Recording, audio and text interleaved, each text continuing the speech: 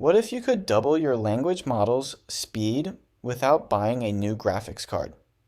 No overclocking, no sketchy firmware, no cloud subscription, just a configuration flag and a smarter quantization.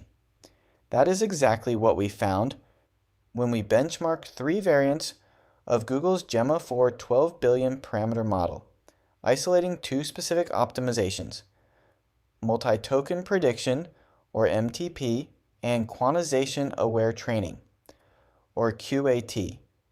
The numbers are striking and they tell a clear story about where local inference is headed.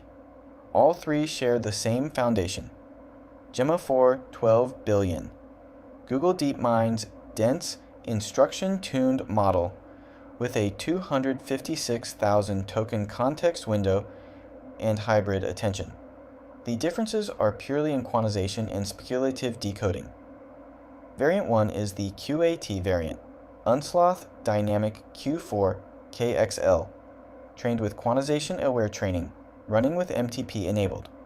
Variant 2 is the baseline, Standard IQ4NL post-training quantization, no MTP.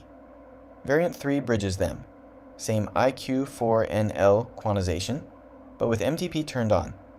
These 3 let us isolate MTP by comparing 2 and 3, QAT by comparing 1 and 3, and the combined impact by comparing 1 against 2.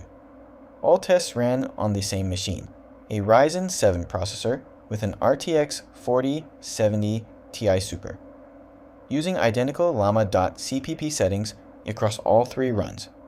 Flash attention enabled, Q8 KV cache, and a 98,000 token context window. 11 prompts ranging from 37 tokens all the way up to 77,000 tokens, each generating 256 tokens in response. When MTP is enabled, a separate draft model proposes up to 4 tokens at a time, and the main model verifies them. It is speculative decoding, and it works.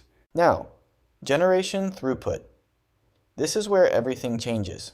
The baseline variant 2, with no MTP and no QAT, delivers 65 tokens per second on average.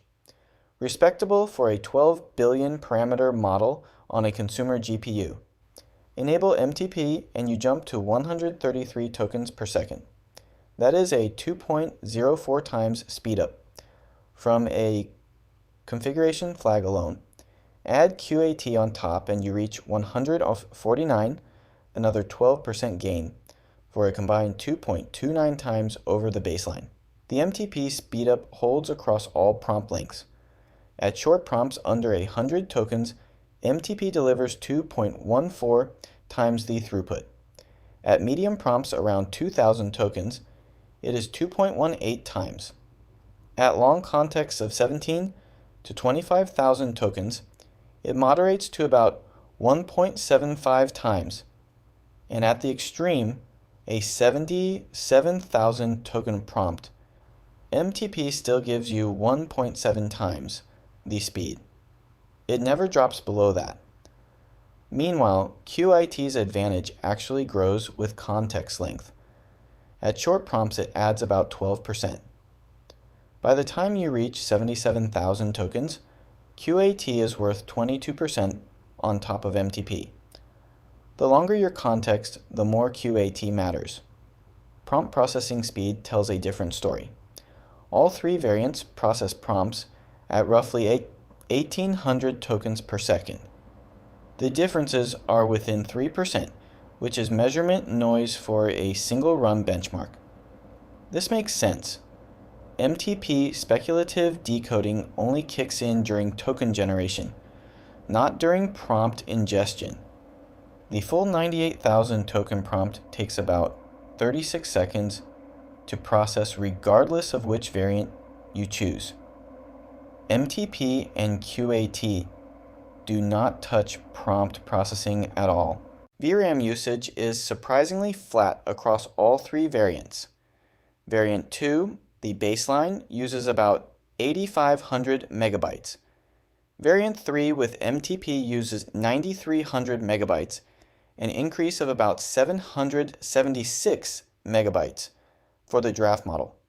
In variant 1, the QAT plus MTP configuration uses 9100 megabytes.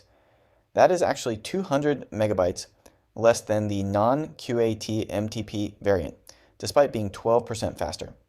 The KV cache for a 98,000 token context dominates the memory budget, not the model weights themselves.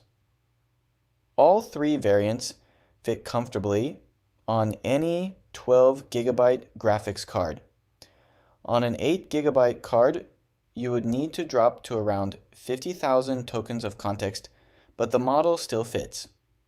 There is a trade-off worth mentioning: consistency. The non-MTP baseline has a coefficient of variation of just 11%. Its generation speed barely budges across different prompts, from 69 tokens per second on short prompts down to 47 at the extreme. The MTP variants show more variance, around 20 to 23%, because the draft model's acceptance rate varies with prompt content. However, MTP's worst case of 79 tokens per second still beats the non-MTP best case of 69. You experience faster bursts with occasional, slower verification steps, but you never fall below the non-MTP ceiling. What does this mean in practice? For interactive chat, MTP is transformative. At 65 tokens per second, a response takes 4 seconds. At 149, it takes under 2. That is the difference between waiting and not waiting. For batch processing, the non-MTP baseline's consistency lets you bound latency precisely. For maximum throughput per dollar of GPU time, QAT plus MTP delivers more than double the tokens. And for long context workloads, like document summarization, QAT plus MTP is the clear winner. At 77,000 tokens, it is twice as fast as the baseline, and the QAT advantage is at its peak. The takeaway is clear. If your model supports MTP speculative decoding, enable it. A 2 times speedup for less than 10% more VRAM is as close to a free lunch as inference optimization gets. If you can also use a QAT quantization, take the additional 12%. It compounds with MTP, costs nothing in memory, and actually uses slightly less VRAM than the non-QAT equivalent. The gap between cloud and local inference is closing, and MTP is a big reason why. We will be testing more models with these same configurations, so subscribe if you want to see how far this goes. Thanks for watching.